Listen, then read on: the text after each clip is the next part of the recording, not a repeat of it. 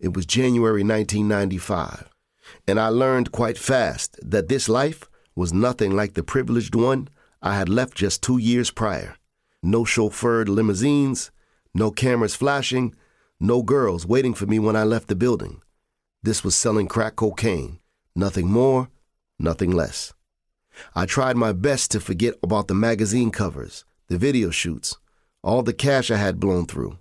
Now was a time for holding guns, learning how to turn cocaine into crack, and running the streets.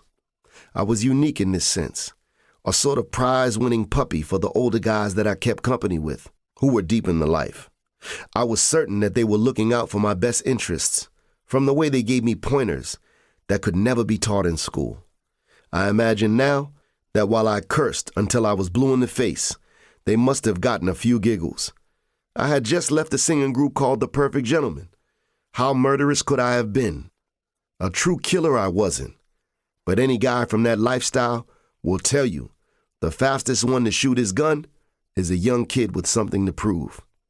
I had become that kid. I made my first $10,000 in 1989 as a professional entertainer. I was rich by 1991.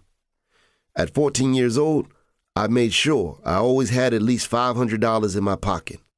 If I wanted a new piece of jewelry or expensive leather jacket, I would just call home and ask my mother to send me the money.